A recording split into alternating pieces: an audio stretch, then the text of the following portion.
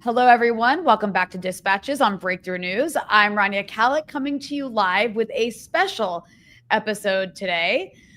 Gaza. We're going to be talking about Gaza has become a giant kill zone. Palestinians are being shot dead while collecting food and water. Children, women, the starving, and the desperate.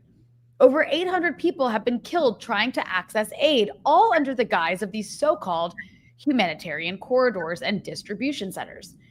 Israel is doing this with the help of corporate America. Boston Consulting Group reportedly helped design the starvation scheme.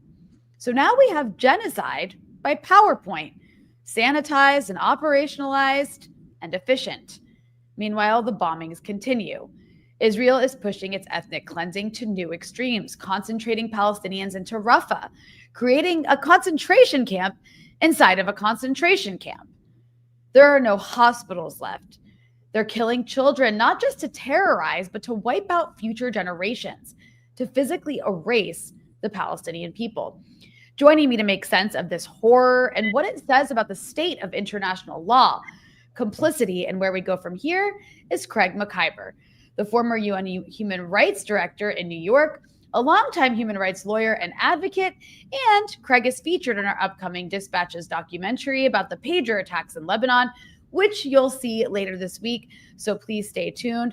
And before we dive into it, I just want to remind everybody to like, subscribe, and share this episode.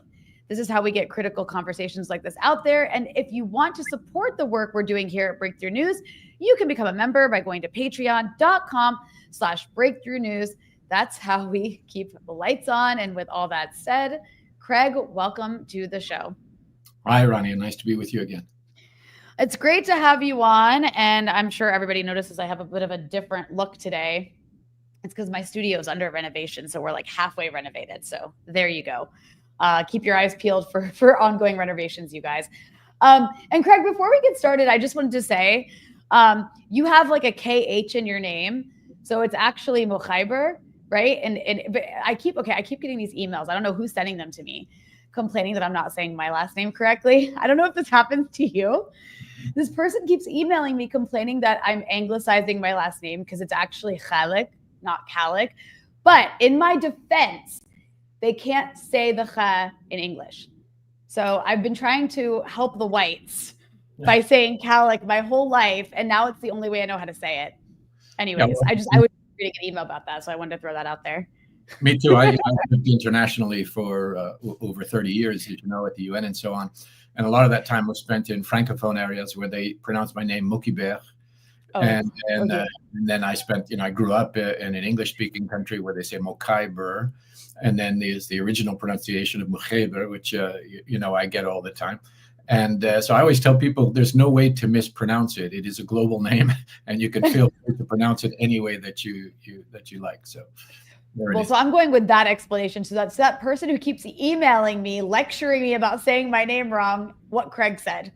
No, it's nice to start at a lighter note because we're going to be talking about some pretty heavy topics, Craig. And I guess let's just jump right into it because obviously the horrors in Gaza continue to escalate even when you think they can't get any worse.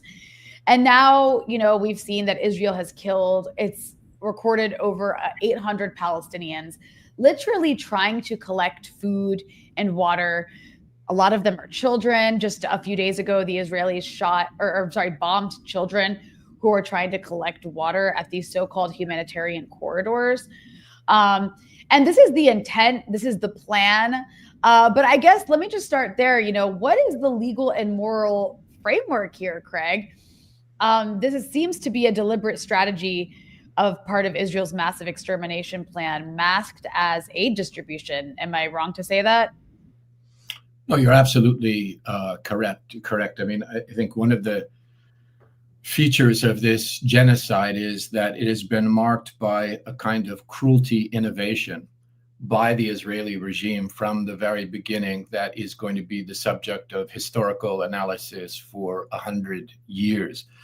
Beginning with this cantoning, this ghettoization of an entire civilian population, imprisoning them in Gaza, demeaning them, attacking them, diminishing everything necessary for a decent life over a period of decades in order to weaken that population. Then they created this concept of human herding, effectively, where Palestinians for almost 2 years have been chased from place to place in order to exhaust the population. So they are told to go to X place. They are bombed as they are leaving. They're bombed when they arrive. Their homes are bombed in the places that they left behind. Then they're told to move again 5 and 6 and 12 and 14 times, attacked in the place of origin, in transit, in the place of arrival, forced to move again back and forth, whittling away the population through this human herding, which is unprecedented as far as I know, of a technique of genocide invented by the Israeli regime, what I've been calling human mousetrapping, where you use a ruse like the Gaza Humanitarian Foundation plan to tell starving genocide survivors that if you travel dangerously to this place, you will be given food, and then the trap closes and kills those who are trying to be fed. And so it's the innovation of cruelty that has characterized this, which, all of this has been absolutely lawless. All of it represents not just war crimes, but crimes against humanity and collectively genocide as well. These are not gray areas. There have been no gray areas from the beginning of this assault on Gaza. And yet it has continued and gotten worse and worse because of the guarantee of impunity that has been granted to the Israeli regime by the U.S. government, the UK government, the German government, and some other powers in the West. This Gaza Humanitarian Foundation, so-called, this reveals two things. One is one of the tactics of Israel. As you know, the Israeli regime could not survive for a moment, and it could not continue to perpetrate its genocide, its apartheid, its siege, without the direct support of the West. I think we saw this in the conflict between the Israeli regime and Iran, that even a single conflict with one reasonably powerful state whittled away at Israel's defenses to the point where they were really in trouble and needed a ceasefire. And so in order to maintain that support from the West, and by this I mean the Western populations, because Western governments are all in. Western governments are thoroughly corrupted and captured by the Israeli project. But the populations of the West have to be kept in check. And in order to do that, we have the propaganda of Western media corporations, but there's also this tactic that the Israelis have used throughout this genocide, this phase of the genocide, where they give things humanitarian names. And so they named this strategy for the final phase of the genocide the Gaza Humanitarian Foundation, when there's nothing humanitarian about it. To the contrary, it is a series of death traps designed to serve the purposes of the genocide, not to provide humanitarian relief. So, and I don't know, have we spoken about this together on your show, Rania? Because I can say a little bit about the foundation if you. Yeah. We haven't. We have not spoken about this. This is the first time on Dispatches. So please go ahead. So, you got the context is the final phase of extermination in Gaza. The regime is blocking almost all aid into Gaza, starving the population over time, forcing survivors into concentration points in the south. And if you look at the direction of this genocide from the very beginning, a major piece of it has been herding the civilian population further and further south and toward the sea. And this scheme has been very much focused as that as well, forcing them into concentration points there, destroying the remaining homes and civilian infrastructure to prevent them from returning to their homes. Now it's deploying, in what it calls the Gaza Humanitarian Foundation plan, Israeli occupation forces, U.S. mercenaries, foreign military contractors to manage this final phase of the extermination. And it's, of course, simultaneously, it's stepping up its ethnic cleansing on the West Bank. But alongside the bombs and bullets and missiles and drones used in the genocide, the regime's most effective weapon in extermination of the Palestinians over the past 20 months has been food, or more precisely, the denial of food and the weaponization of food. And they're doing that through this Gaza Humanitarian Foundation. This scheme was cooked up by the Israeli regime starting already in December of 2023, working with former CIA figures like Philip Riley. As you will have read, the Boston Consulting Group, a U.S. management consulting firm that used to employ, by the way, Benjamin Netanyahu.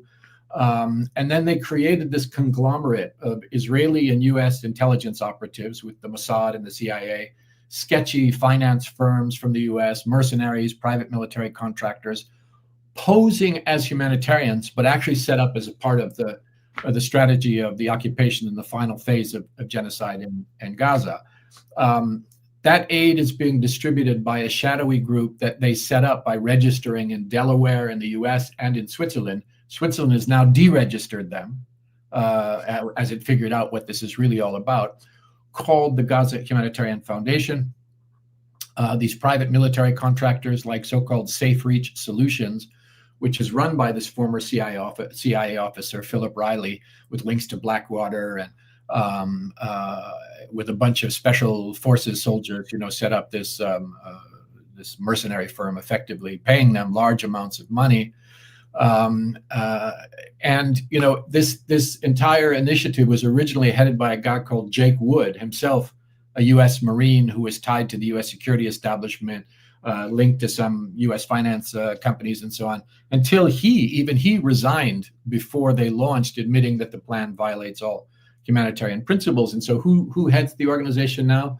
A guy named Johnny Moore, who is a right-wing MAGA Christian Zionist, anti-Palestinian preacher, who is very close personally to Trump, has met with Netanyahu, who has spoken publicly in support of Trump's plan to colonize Gaza. He is the head of the Gaza Humanitarian Foundation. So they've kind of pulled off a big part of the mask, even with that appointment.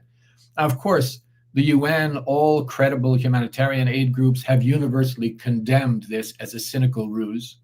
Switzerland, as I say, has dissolved it on their side. That was their first registration point. But it was clearly not set up for humanitarian purposes. That name is a part of the perfidy, is a part of the ruse. It was set up for three purposes. First, as a fig leaf to tamp down Western public pressure on the Israeli regime for starving people in the glare of daylight. So as a smokescreen for genocide, they set it up. Secondly, it was set up as a vehicle to get the United Nations out of the way in Gaza, because the UN, UNRWA, is the main lifeline of the people in Gaza. It's been keeping them alive. It has been the main barrier to the completion of the genocide. So they needed to get the UN out of the way. So how did they do that? They said, well, we're setting up something else, something better, which is this Gaza Humanitarian Foundation. Obviously false, but that was a part of the purpose, was to get the UN out of the way. And then thirdly, and most importantly, I mentioned this human herding crime that they have effectively invented.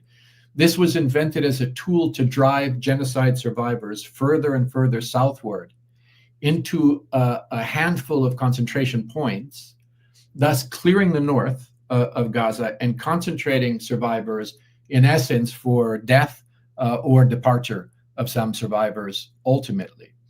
So in place of an effective and efficient aid distribution network of the UN that was perfectly able to distribute directly to people, and the many hundreds and hundreds of trucks waiting outside the checkpoints to be brought in for UN aid delivery, they blocked all of that, created this fake humanitarian organization, blocked all aid coming in from other organizations, shut down effectively the UN operations, and they established only 4 distribution points. There were like 400 when the UN was distributing aid. But the point of these things, again, is to concentrate the genocide survivors, right? It's all about concentration. Mm-hmm. So these 4 distribution points, one of them was just south of the Netzarim corridor, which then they then closed after setting it up.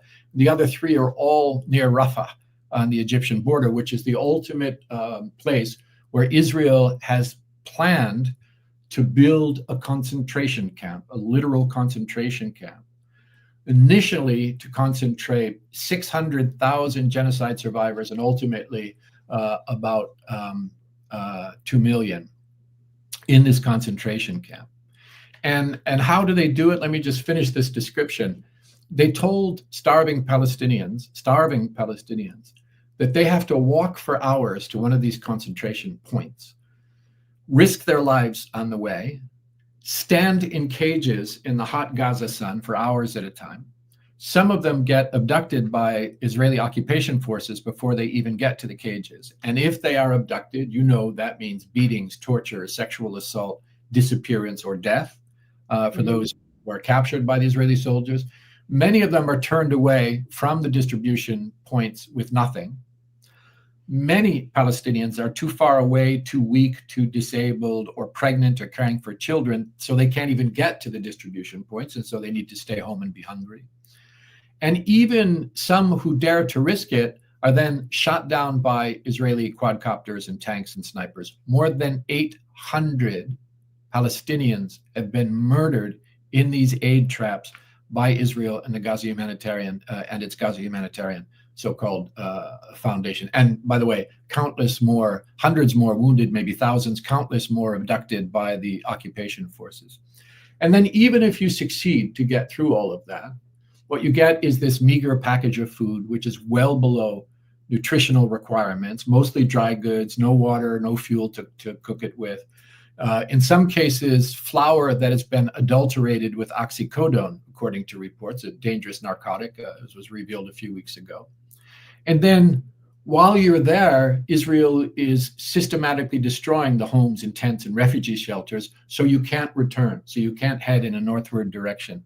That obviously is not aid. It is a part of the strategy of genocide. It is a specific tactic within that strategy of genocide. And this is not. Let me just take one shot at the corporate media in the West, who continue to report about this as if it is just a faulty plan for aid, an inefficient aid plan. It is not. It has been from the beginning, as we have been saying before it even deployed, a part of the plan for genocide in Gaza. I mean, yeah, and even Israeli media has reported that Israeli soldiers have been ordered to shoot deliberately at unarmed Palestinians waiting for humanitarian aid. That's a headline from an Israeli media outlets, from Haaretz. Other Israeli media outlets have reported on it. The Israeli officials repeatedly say over and over again what their plans are. They want to remove Palestinian presence from Gaza so they can take over the land. It's not rocket science. Yet, if you tune into CNN or MSNBC or Fox News or any mainstream written outlet, like a New York Times headline, it does not explicitly tell you that. It's just like, yeah, there's just some confusion or maybe a little bit of an argument between the Israelis and like the UN and other humanitarian organizations. And like the Israelis aren't living up to the laws of war exactly, but it's kind of confusing. This is a deliberate policy to literally remove Palestinian presence. And, I want to ask you something, Craig, specifically about the murder of children and women. I mean, obviously it's not okay to murder men, but obviously there's a deliberate pattern of, murdering women and children. And it's because the Israelis are cruel. It's because they're genocidal. Yes. But there's also a method to that madness, because I'm reminded of something that the former justice minister of Israel, Ayelet Shaked, said. I think it was like back in 2014. She made this comment on Facebook about how we need to kill Palestinian women in their beds to prevent them from birthing little snakes. That was the language she used. And that language is disgusting. It's genocidal, but it's logical if you're genocidal. It's logical to want to murder the people who reproduce the next generation. And it's logical to want to murder children to prevent a future generation from existing. And this is not something that Israelis in government necessarily shy away from saying. So I'm curious if you can talk about the logic of that, because it's not just cruelty. That's a part of it, but there is a logic to everything they are doing, because the end goal is to remove Palestinians from this land so they can colonize it. It is, and the strategy for getting there is genocide. It is literally the destruction of the Palestinian people as a group to allow them to do so, and that means destruction of the past. So they are erasing even cultural monuments, cemeteries, anything that represents the past. They are destroying the present by destroying, hospitals and schools and shelters and homes and anything that would sustain life today. And they're even perpetrating what I have tagged as melonicide, right, from the Greek root that means the future. They are actually systematically destroying the future of the Palestinian people by killing children, snipers, shooting small children, even toddlers, in the head and chest, destroying fertility clinics, destroying maternity hospitals, reducing the landscape, not just blowing it up, but then bulldozing it to reduce it to a moonscape, right? Getting rid of education by destroying every university and all the schools across Gaza. It is literally a step-by-step effort to erase the future. And remember that most of the victims of this genocide are women and children. Statistically, there's no question about that. And as you say, obviously, most of the men who have been killed are also civilians. They are doctors and they are engineers and they are street sweepers and every other sort of thing. They are not combatants.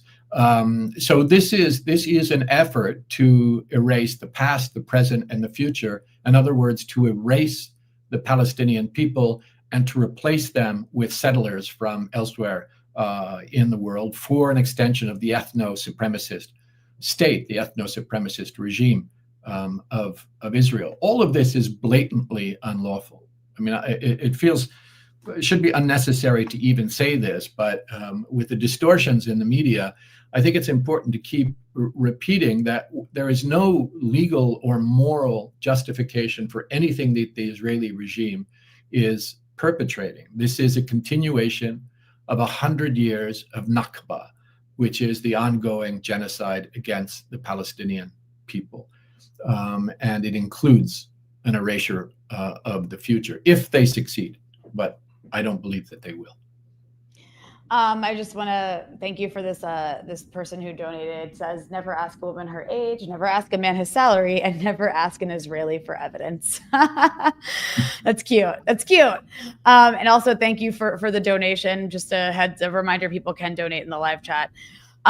Craig, you also referenced something I just wanted you to elaborate on a little bit, because I maybe not elaborate, just generally, I wanted to make a comment and maybe get yours, and that is the role of Boston Consulting Group. Like I've often joked that I think that these consulting groups are like behind or involved in everything from the grooming of people like Ahmed al-Shara, the former head of al-Qaeda in Syria, who's now the president of Syria, to Israel's genocide in Gaza. But then it turned out Boston Consulting Group actually was involved in helping craft this scheme.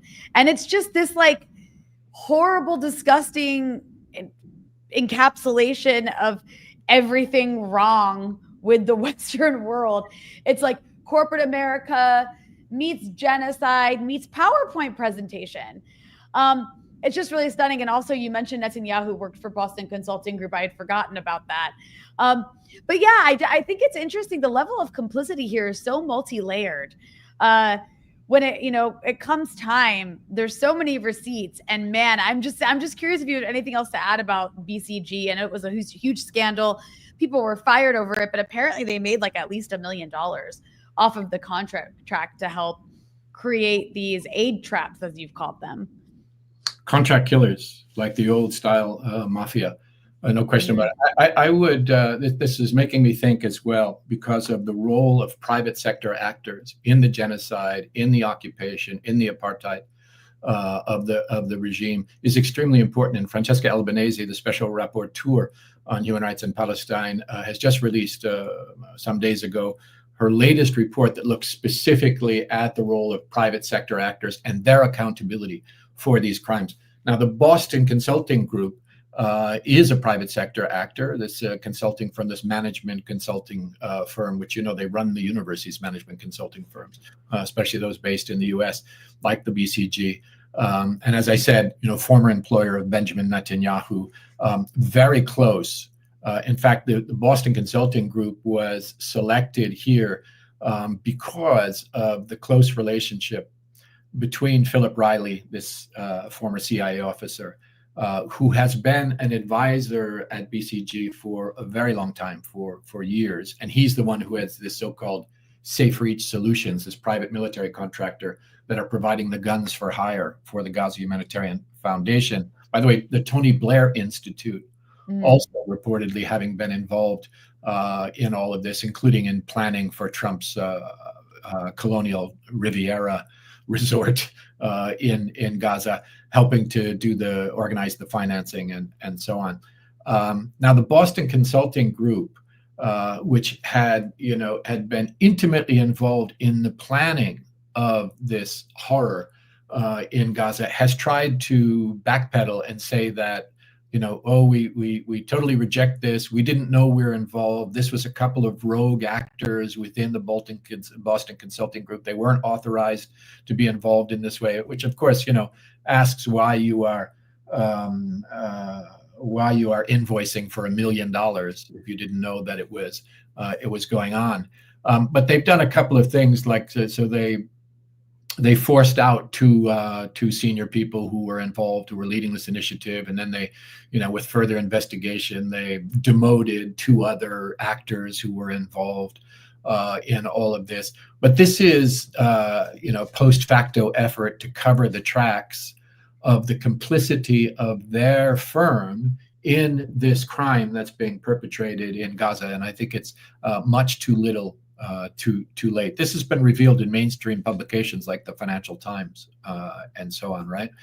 Yeah. So they are terrified, just as the Swiss were then frightened into decommissioning the Gaza Humanitarian Foundation, and now the Boston Consulting Group is trying to wash its hands of its complicity in this particular crime. But I think it's too late. The cat is out of the bag.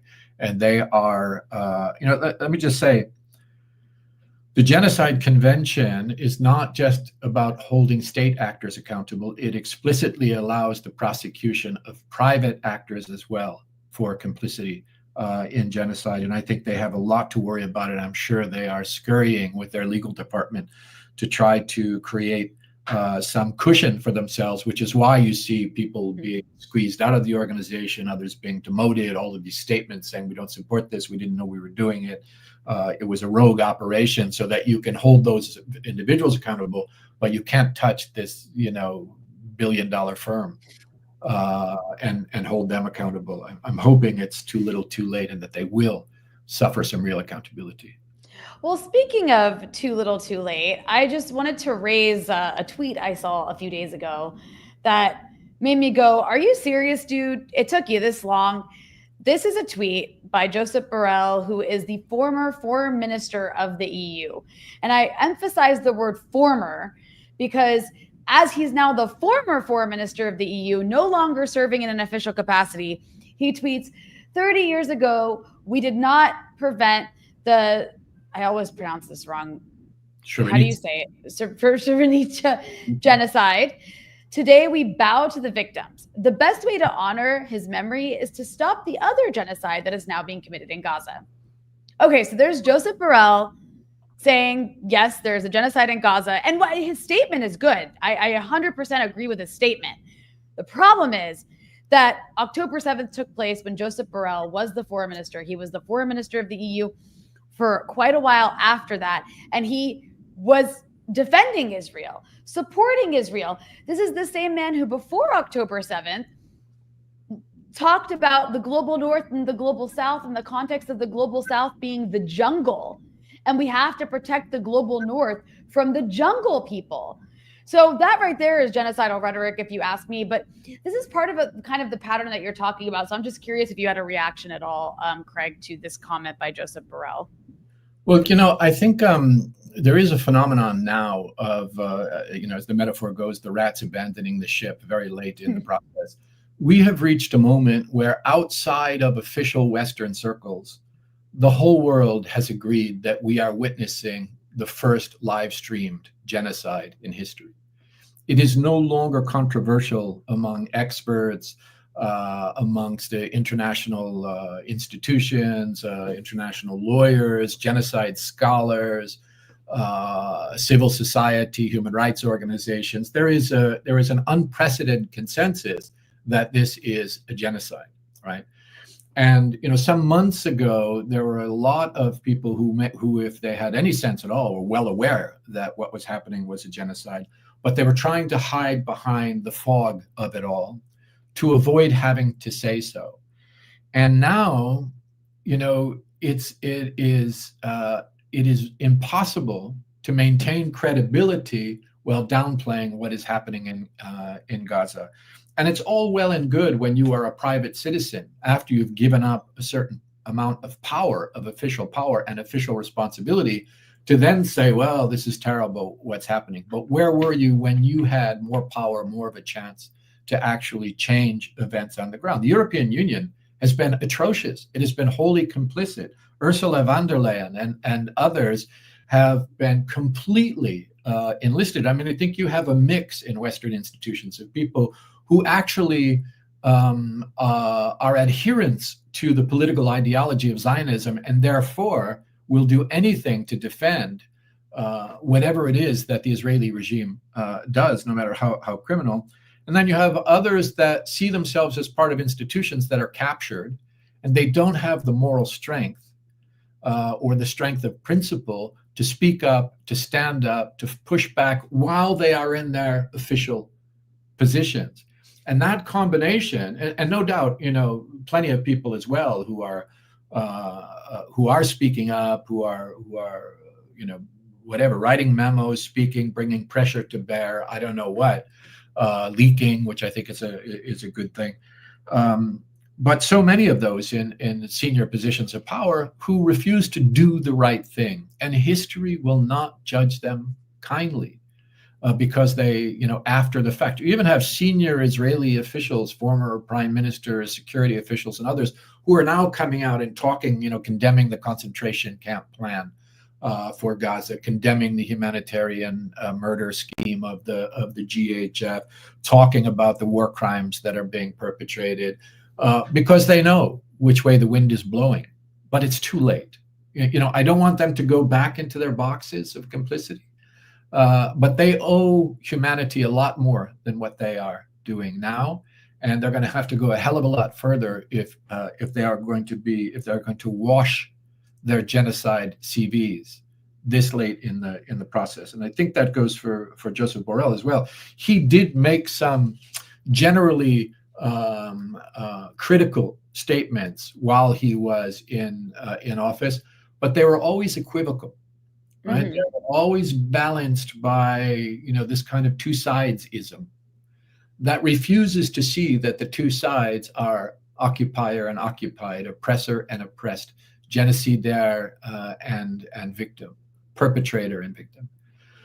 So, I think, you're heading in the right direction, but you're late to the party, and you better, step up and do a hell of a lot more than that if you're seeking to come down on the positive side of the moral ledger in the face of this genocide.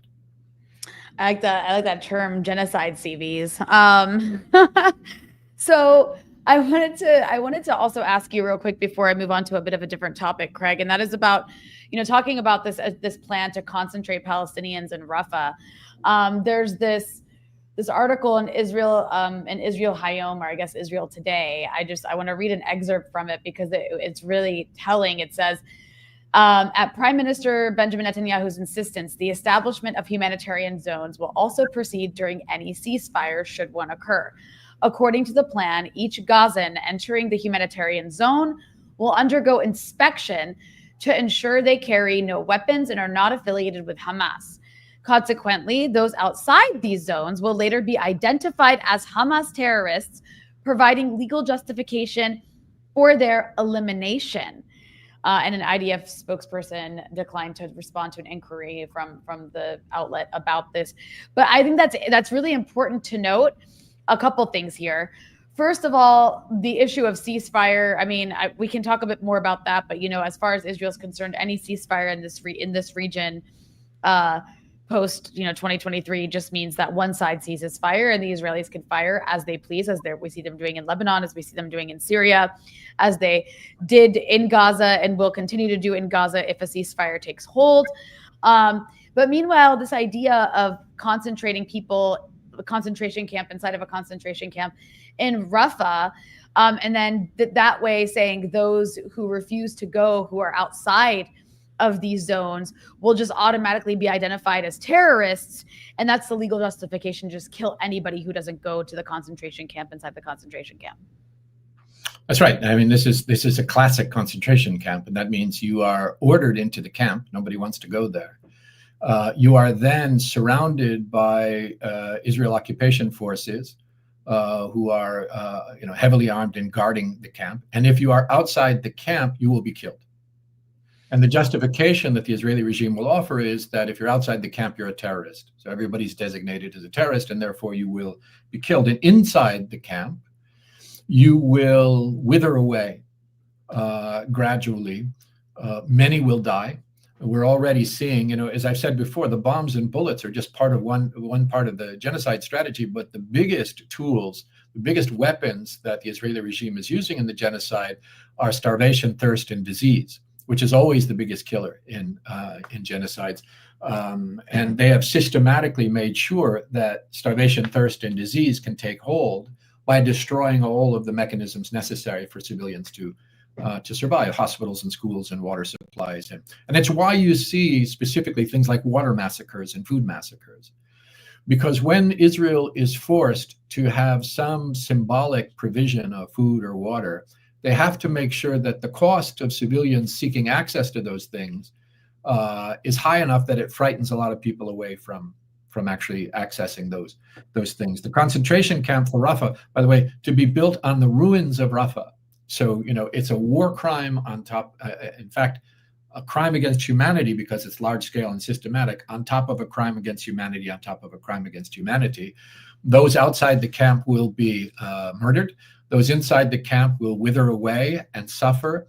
And presumably at some point, any frail survivors that are so desperate to not die like everyone around them will then perhaps be allowed to pass out of Gaza, out of Palestine forever, and either die in tents in the Sinai or be shipped off to some war-torn country in the global south, or otherwise find refuge, but not temporary refuge, to have been purged and ethnically cleansed as a part of the genocide. And the fact that this has been so openly proclaimed, by the way, not by some fringe, but by Israel Katz, the Minister of Defense, one of the three most empowered figures in the Israeli government, shows you what impunity sounds like. They have from the very beginning declared their genocidal intent and their genocidal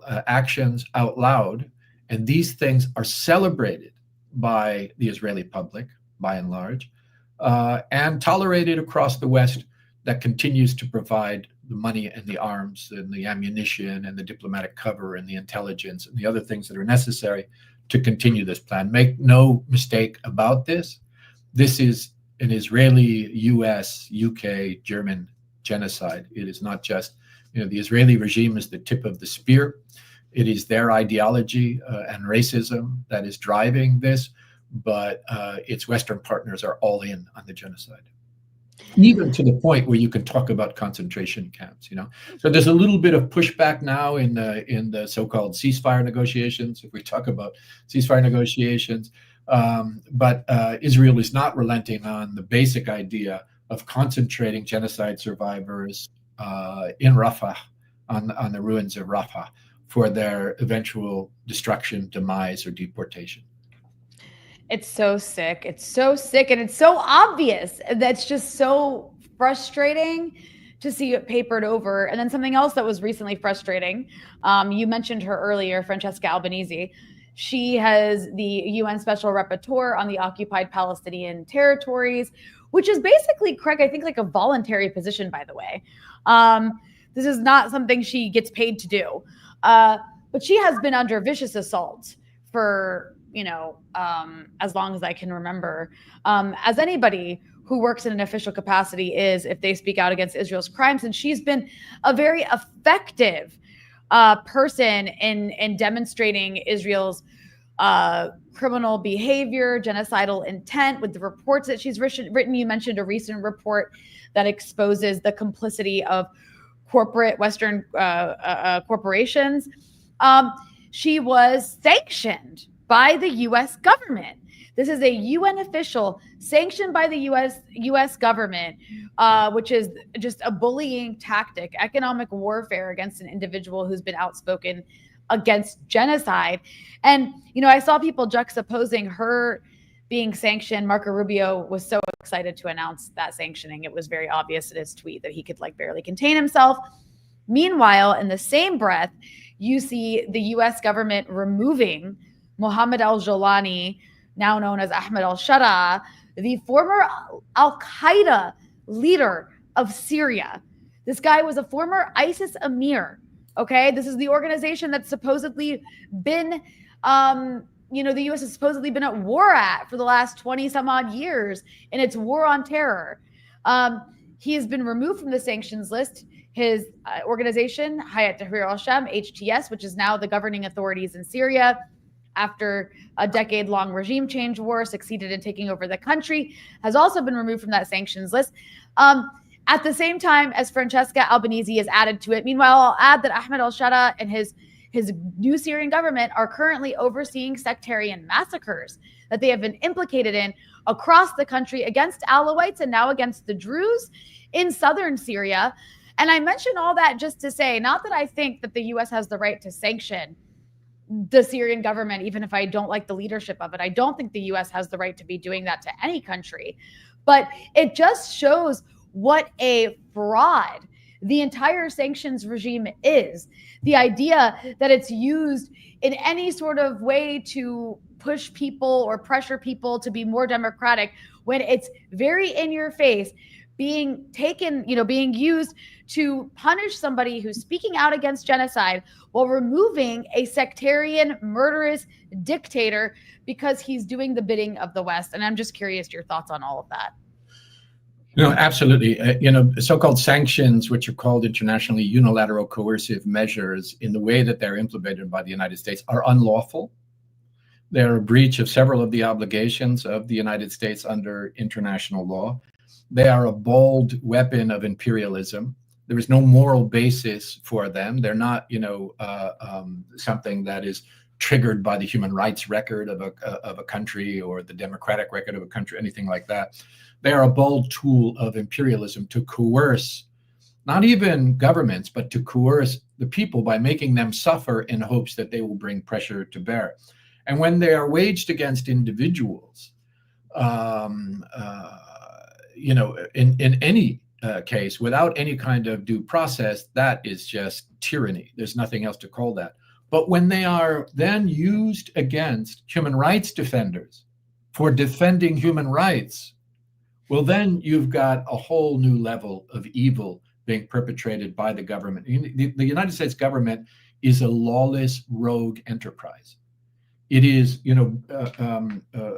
just openly violating international law with virtually every move that it makes. Marco Rubio not only imposed sanctions on an independent United Nations human rights expert for exposing the crimes of the Israeli regime and those complicit in those crimes, including private corporations, but he also publicly, in official statements, smeared and slandered her, lied about her, trying to cause damage to her reputation and her personal safety by an abuse of state power. That is a level of evil which I think we have not seen in recent years, and that has become all too common under the Trump administration. Not that the predecessor governments before Trump were great respecters of international law. They weren't. He's called Genocide Joe for a reason, Joe Biden. But this is really absolutely stunning. And, sanctions are one cynical weapon used by the empire in order to punish those that disagree with the abuses of the empire, including the abuses of the Israeli regime. The whole concept of terrorism is another one. It doesn't mean anything. It is there's no definition of terrorism in international law, for example, right? Terrorism is not really a thing. Terrorism is what the other guy does, right? Self-defense is what we do, right? So it doesn't really mean anything. So when you can for example, accuse student human rights defenders for peacefully protesting against a genocide and accuse them of support for terrorism, for example, while at the same time, removing any terrorism designation for al-Sharar, al-Jolani, or whatever his name is this week, who was literally, a senior figure in al-Qaeda and ISIS, perpetrating what was thought to be classic acts of terrorism. When you can praise the transnational terrorist attack perpetrated by Israel in booby trapping against all international law, civilian devices that are then disseminated within the population, causing massive killing and maiming and so on.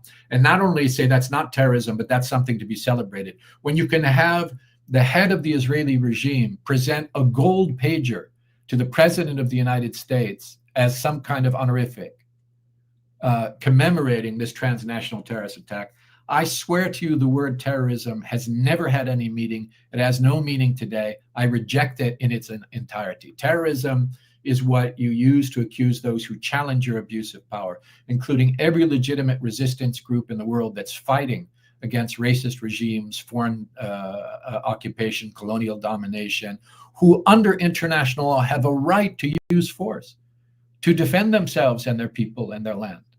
To simply call them a terrorist. Nelson Mandela was categorized as a terrorist years after the transition in South Africa in the United States. It means nothing. Who is the terrorist? The perpetrator of a genocide that is massacring civilian populations, or those who are defending their population against those sorts of horrors? Yeah, and I mean, I think this is an international extension in some ways of this war on free speech that we see happening in the U.S. Because you see, I mean, and one of the figures is consistent here. It's Marco Rubio, right? He's like at the forefront of revoking these student visas and then leaving people open to being detained by ICE for having spoken out against the genocide in Gaza. We saw what happened to Mahmoud Khalil, who's finally been released after spending months in ICE prison, which is essentially like a torture facility. And there's so many more people just languishing away there. But I think it speaks to something else that's taking place at this moment. And that is that, well, if you look at the region, I mean, I'm speaking to you from Lebanon, and everywhere around me, I mean, just today, Israel carried out over a dozen airstrikes in Lebanon, and killed several people, in fact, carried out airstrikes in Syria. Every single hour, it's carrying out airstrikes in Gaza. So you just have Israel relentlessly bombing the entire region. And, there's little anyone can do about it because, the resistance side has been weakened dramatically over the last 2 years. And Israel has what seems like an endless supply and endless support from the most powerful forces in the world. So materially speaking, in this region, in the short term at least, Israel has the upper hand. But if you look across the West, which is Israel's support, it's like you mentioned at the beginning of this episode, Israel needs Western support or it would crumble, right? If you look at the populations in these Western countries, they're increasingly, except for maybe in Germany, if you look at public opinion polling, they're increasingly horrified and disgusted by Israel's behavior, and support for Israel over the last 2 years has gone down dramatically. If you look at any polling, and that's bipartisan in the U.S., even, Republicans still generally support Israel more than Democrats do. But even among Republicans, especially of a younger generation, they're disgusted by the relentless killing of babies. You see this expressed in figures like Candace Owens, who I think really does represent a certain demographic, a certain age range on the right. And then, of course, among liberals and progressives, it's like the numbers are wildly out of Israel's favor. And that's why you see this intense attack with, tactics like whether it's sanctioning Francesca Albanese to shut her up, or whether it's in the U.S. literally stripping people of their freedom of speech, especially non-citizens, and promising to go after, naturalized citizens and then actual citizens. And so, I mean, you mentioned at some point during our discussion that you don't think Israel will succeed. And I'm just curious, when I think of Israel not succeeding, I actually think that's why ultimately Israel won't succeed, is because you do need the populations in the West to support you. And I don't think there's any amount of propaganda. And they spend a lot on propaganda compared to the other side, especially. And they're losing that battle right now. The curtain around the Israeli regime is $1 trillion curtain. It is. It has a lot of people and institutions that are dedicated to obscuring the reality of the Israeli regime, built up over decades and decades and decades with massive investment and with the participation of Western governments, Western media corporations that are ideologically aligned with the Israeli project, Israel proxies in the West, Israel lobby groups, and others. And yet there are massive tears in that curtain now. And we are no longer in a situation where the whole Western public relies upon a few network corporations and a few mainstream publications to tell them what's happening in the world. We are now in a situation where people are getting a live feed of the reality of the Israeli regime and the Israeli project in not just in the Middle East, but more broadly, because that project includes the persecution of people in the United States, in Europe, and elsewhere as well. And so there are massive tears in that $1 trillion curtain that has been put up around the Israeli project. And people now have social media and direct contacts with people on the ground in Palestine, and independent media like yours, and other sorts of outlets where they can find the truth despite the best efforts. Which is why, by the way, you've seen now a new chapter in that effort attacking social media, either saying, either we will control you with a pro-Israel perspective, and if we can't, then we will ban you, like the TikTok story, until we can put an owner in place that's going to support the Israeli narrative and sew up the curtain of Hasbara propaganda around the state of Israel. The reason that you're seeing the shift now in tactics to the use of just force against human rights defenders, students, protesters, dissidents, and others is because they have absolutely lost in the arena of morality, law, and logic. They know now they cannot win the battle just through public debate, appeal to conscience, statements of what is lawful, because the entire enterprise is unlawful as a matter of international law. It is immoral as a matter of common morality principles held around the world, and it flies in the face of logic, the claims that they make. So what do you do now? You become desperate as a Zionist, and you begin to use the influence that you have to make sure that the mechanisms of the state are deployed, and I mean the mechanisms of the state, from the national government to state governments, all the way down to university administrations and local law enforcement, in order to use repression to try to silence resistance. And that, to me, is the biggest signal that they are going to lose, because that's all they have left. And there is an effort now, and this relates to the sanctions imposed by Rubio on Francesca Albanese, to try to create a climate of fear, so that people say, and by the way, that climate of fear is real. Even people that I collaborate with, will express fear and say, maybe I don't want to be involved in that because, I'm afraid. It's very real. People have, real things to lose. But this climate of fear is membrane thin. And if we look at it and we run away, they win. But if we push through it, then we win. And I think ultimately in the medium term, not even the long term, they can't sustain this, and that they are on the losing end of history. Now, I don't want to in any way diminish the enormous cost, especially for the people of Palestine and Lebanon and elsewhere in the region, who are under the cruel, violent, racist oppression of the Israeli regime and its Western sponsors. They're paying a very high price. But I can say with certainty that no one will have suffered in vain in the end amongst those people, because this project will not sustain in the long term. We are in the darkest period now, right? Because this is the moment when it is absolutely dominant, and it's showing its repression, not just in Palestine and in the region, but right here in the United States and Canada and Britain, Germany and elsewhere.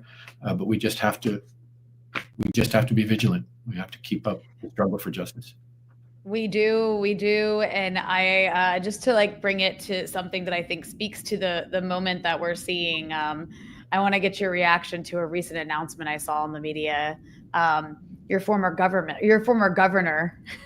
because you're in New York, right? I am. New York. The former governor of your state recently made an announcement. I kind of wanted to play that announcement, and there's a reason I do. So let's go ahead and listen to a little bit of what he had to say. Hello, I'm Andrew Cuomo. And unless you've been living under a rock, you probably know that the Democratic primary did not go the way I had hoped. To the 440,000 New Yorkers who voted for me, a sincere thank you. Thank you for believing in me, in my agenda, and in my experience. And I am truly sorry that I let you down. But as my grandfather used to say, when you get knocked down, learn the lesson and pick yourself back up and get in the game. And that is what I'm going to do. The fight to save our city isn't over. Only 13% of New Yorkers voted in the June primary. The general election is in November, and I am in it to win it. My opponent, Mr. Mamdani, offers slick slogans, but no real solutions. We need a city with lower rent, safer streets, where buying your first home is once again possible, where childcare won't bankrupt you. That's the New York City we know. That's the one that is still possible. You haven't given up on it, and you deserve a mayor with the experience and ideas to make it happen again, and the guts to take on anyone who stands in the way. Every day I'm going to be hitting the streets, meeting you where you are, to hear the good and the bad, problems and solutions. Because for the next few months, it's my responsibility to earn your vote. So let's do this. I'll see you out there. I mean, leave it to corporate Democrats to really like not get it. Like, this guy lost and they want to run him and they're trying to rebrand him as like an everyday man. Also, didn't he like have to resign because of sexual assault? I don't even remember what exactly happened.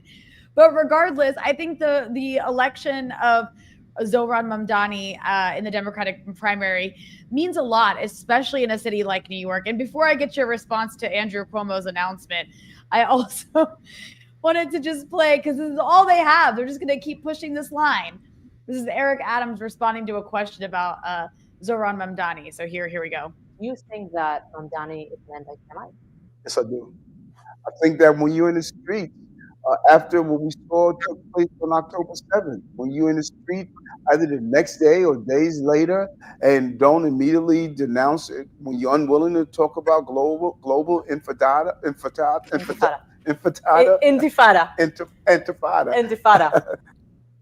I mean, do you think that Mamdani is an anti-Semite? So yeah, I'm just gonna let you go ahead and take that on. Your thoughts on just this entire development.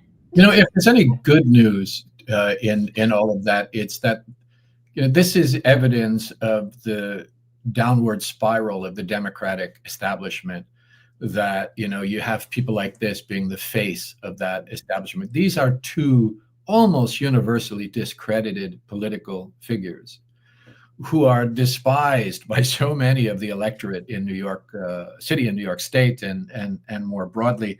You know, Andrew Cuomo, as you say, I mean, he was forced out in disgrace, not just because of multiple sexual misconduct allegations from women, but also because, you know, during the COVID period, where he put himself out as Daddy Cuomo, who was giving daily briefings to reassure the public and so on, what he was doing behind the scenes was that he was collaborating with these large, I mean, people outside the US may know that our healthcare system is a for-profit industry that results in people paying exorbitant amounts of money, being denied healthcare, all sorts of suffering in the name of profit. That he was working together with some of these companies that run nursing homes in New York State to take infected COVID patients and put them into nursing homes where the most vulnerable COVID populations existed. And at the same time, pushing through legislation to indemnify these corporations so that they wouldn't be accountable for any of their negligence that results in harms to patients. My dad died in one of those nursing homes of COVID. Oh no, I'm so sorry. And this was a massive scandal that revealed also the man's politics. I mean, he is a representative of the 1%. He's a representative of large corporations, of wealthy people, of the Democratic Party establishment, of the Israel lobby, of the real estate lobby. The most powerful lobbies in New York City are the real estate lobby, Wall Street, because Wall Street is actually located in New York City, and the Israel lobby has a significant sway there as well. Eric Adams, also discredited, revealed many times as being effectively just a straight out representative of the Israel lobby in New York. He was one of the people who smeared and slandered the Columbia students and others in the most vile ways, who sicked the police on them, who was really using their persecution as a tool to raise money and support from wealthy constituencies in New York. And then Curtis Sliwa, the Republican candidate, who's the founder of the Guardian Angels, who's this just kind of loony Republican right-wing guy who also has no choice. Now, I think the real risk behind the scenes here, because imagine that in New York City, where the real estate lobby, Wall Street, the Israel lobby, and others are the most influential, that Zohran Mamdani won the primary, and not only won it, but he trounced Cuomo by a wide margin. He killed him, so much so that Cuomo then backed off originally on his pledge that he would run no matter what. Well, now clearly they have prevailed upon him to run. And I think what you're going to see here is a Bernie Sanders kind of a thing, where they'll convince the others to drop out, get the whole establishment behind Andrew Cuomo. I'm guessing he will be the one that they think has the best shot, interestingly, because he just got trounced in the primary. And then they'll run him as a kind of unified establishment candidate while they run smear campaigns against Zohran Mamdani, who has run a very principled campaign supported by the people. I mean, I just recently moved out of New York. New York has become increasingly unaffordable. Year after year, rents go up, costs go up, public transport is less reliable, more expensive. And it's getting to the point, and you can see this in New York, where in a matter of a few years, it will be a city only for rich people. And when it becomes a city only for rich people, it won't be New York City anymore. It won't be interesting. Who the hell wants to hang out in a place like that, right? So Mamdani has stood up and he said, no, I'm representing the people, the normal people of New York, on issues of affordability, on issues of childcare, on issues of public transport, on issues of rent control, on issues of grocery stores that are present in your neighborhood and affordable, and that has really resonated with ordinary New Yorkers. But watch the machine mobilize. And the biggest tool they're using, of course, is to lie about him, to smear him, to slander him.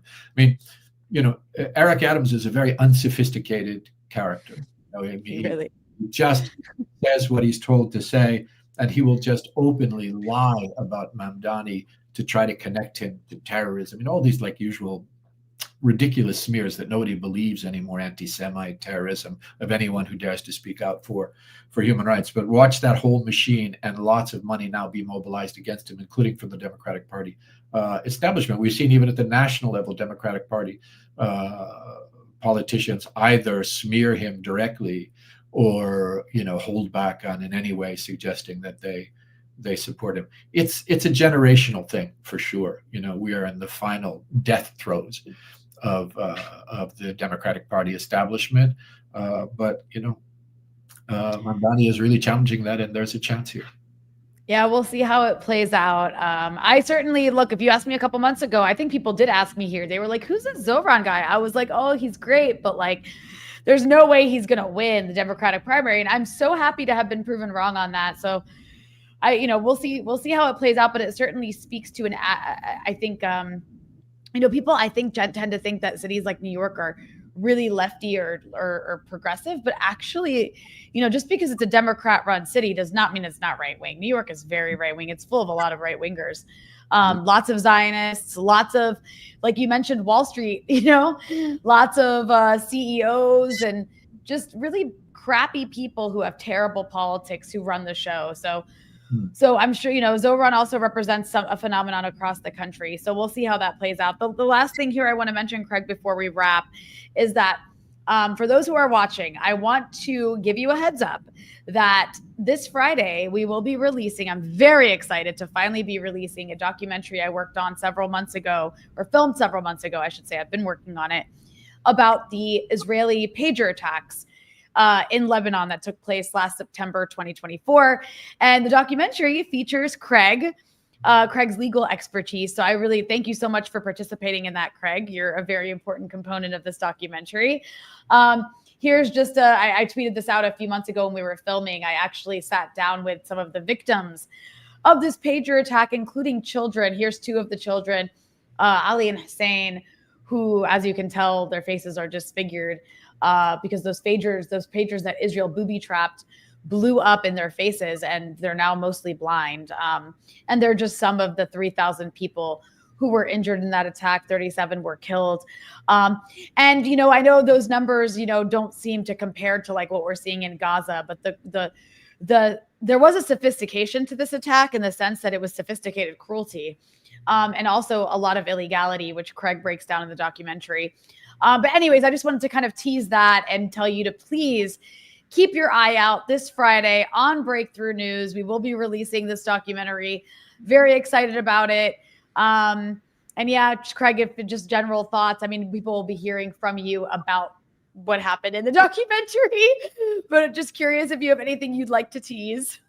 I'm very excited that this is coming out. It has not received the coverage that it deserves, both because this incident was such a flagrant and gross violation of international human rights law, international humanitarian law, international criminal law, but also because of what it represents. It represented a drumbeat in this growing sense of impunity on the part of the Israeli regime, that it would dare to introduce this tactic where it booby traps communication devices, disseminates them into a society, and causes the kind of harms that you are seeing here. And not only did it pass without significant condemnation by some, but it's actually been celebrated by some in the West. This was a massive transnational terror attack, a gross violation of international law, an act of unbelievable cruelty on the part of the Israeli regime, and one that we all have to work to ensure accountability for in the long term. And this documentary coming out now, I think, is a very important, not just for what it means for the victims in Lebanon, not just what it means for those who are concerned about international law and international justice, but as a warning to what the absolute impunity afforded to Israel by its Western sponsors can mean for any one of us, anywhere, at any time.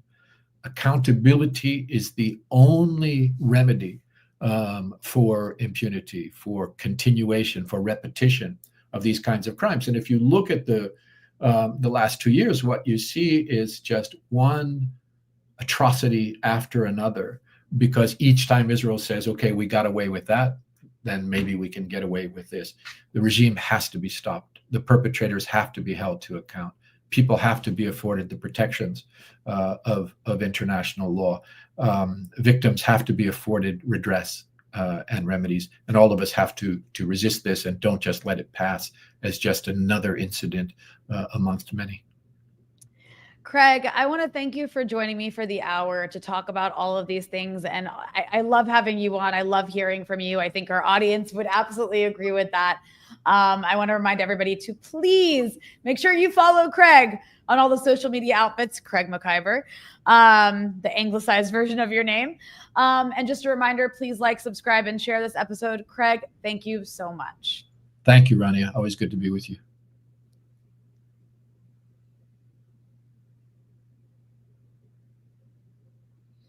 Waiting for the stream to end. It might be stuck. Hang on. I think it might be stuck. Hold on, Craig. Let me check. I pressed end stream.